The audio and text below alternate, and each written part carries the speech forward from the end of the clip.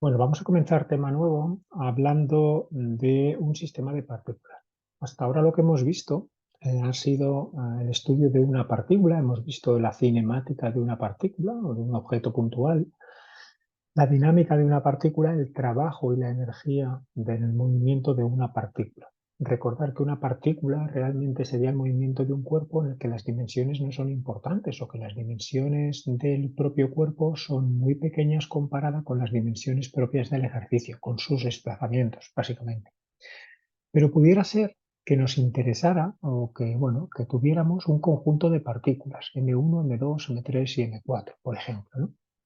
A esto se le denomina sistema de partículas y vamos a estudiar, se puede estudiar la cinemática y la dinámica, pero vamos a estudiar en principio la dinámica del sistema de partículas. Cada partícula va a tener un movimiento determinado, por lo tanto, cada partícula va a tener un vector velocidad. V4 dt, V3 dt.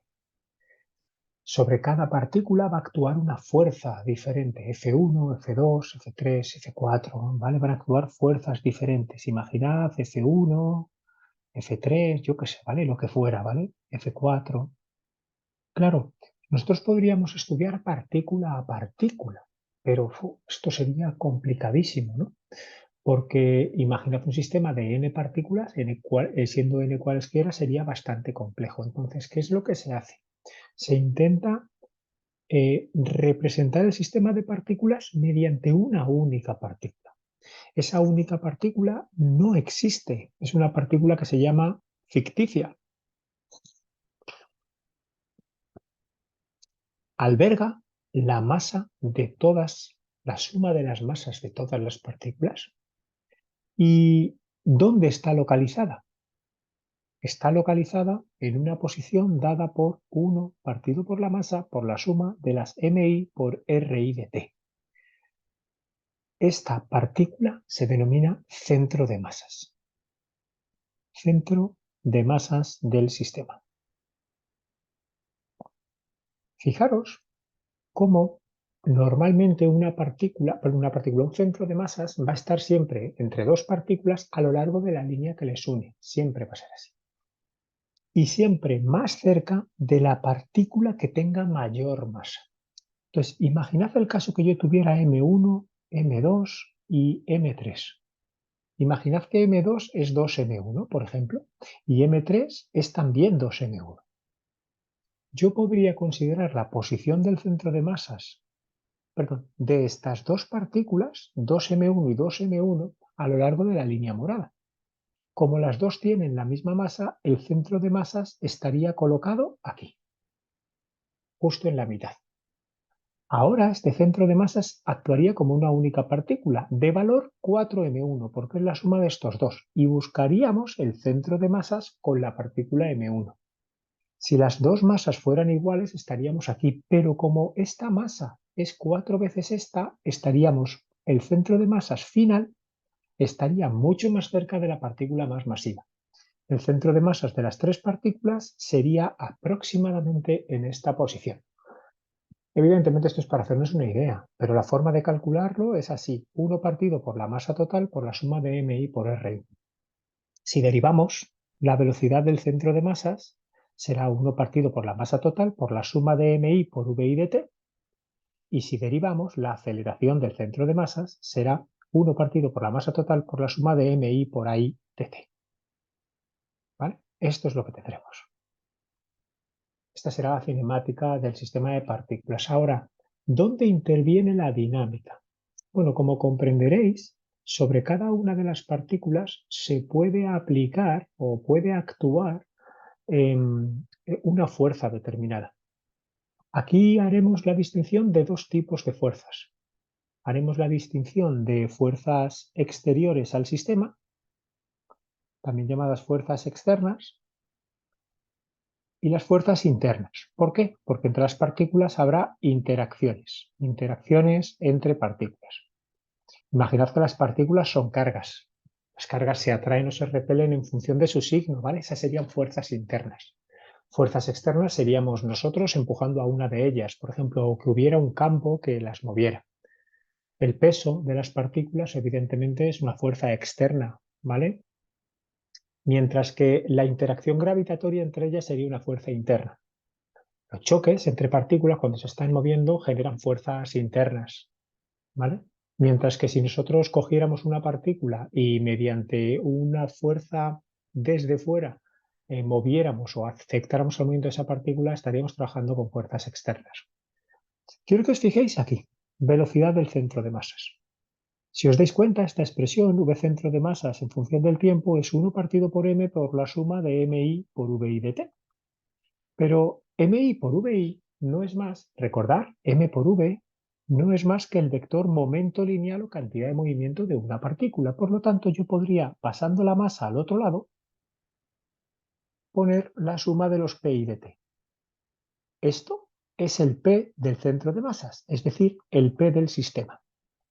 Siempre que se refieran en los ejercicios al sistema, se estarán refiriendo de manera implícita al centro de masas. Como veis, la cantidad de momento lineal de un sistema es la masa del sistema por su velocidad del centro de masas o bien la suma de los momentos lineales de cada una de las partículas individuales. Y aquí ocurre una cosa curiosa. Claro, ¿qué es lo que es capaz, según la ley de Newton, suma de fuerzas igual a dp partido por dt, según la ley de Newton? ¿Qué es lo que es capaz de modificar el P del centro de masas, el P del sistema? Pues un sumatorio de fuerzas diferente de cero. Fijaros que yo tendría derivada con respecto al tiempo de la masa por la velocidad del centro de masas. ¿Ok? Y en la suma de fuerzas, si yo me pusiera a sumar fuerzas, yo podría agruparlas en un sumatorio de las fuerzas externas más un sumatorio de las fuerzas internas. Las fuerzas internas es la fuerza que ejerce la partícula 1 sobre 2, la partícula que ejerce la 2 sobre 1, la 1 sobre 3 y la 3 sobre 1. Bien. Recordemos el principio de acción y reacción de Newton.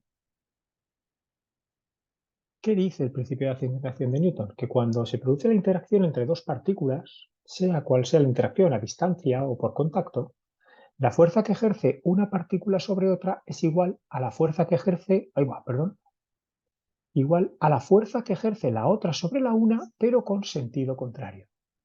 Mismo valor, misma dirección, pero sentido contrario. Con lo que cuando tú sumes la fuerza que ejerce 1 sobre 2 más la fuerza que ejerce 2 sobre 1, te va a dar 0. Cuando tú sumes la fuerza de 1 sobre 3 con la fuerza 3 sobre 1, te va a dar 0.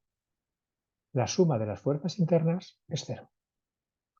Que implica que realmente solo la suma de las fuerzas externas va a ser capaz de modificar el momento lineal del sistema, que recordar, si la masa del sistema es constante, lo que tenemos es que la suma de las fuerzas externas es igual a m por a del centro de masas a masa por aceleración del centro de masas. Esta es la segunda ley de la dinámica aplicada a un sistema de partículas, con lo que si solo actúan fuerzas internas en el sistema, entonces la suma de las fuerzas externas es 0. ¿Qué ocurrirá? Que la derivada de m por v del centro de masas de t con respecto al tiempo es 0, por lo que m por v del centro de masas es constante. El p del sistema, el momento lineal del sistema, que os recuerdo que es la suma de los momentos de cada una de las partículas, tiene que mantenerse constante si solo actúan fuerzas internas. Esto es importantísimo en una situación de choques. Cuando dos partículas chocan, estas dos partículas se pueden considerar como un sistema de partículas en el que las únicas fuerzas que intervienen en el choque son fuerzas entre ellas, son fuerzas internas.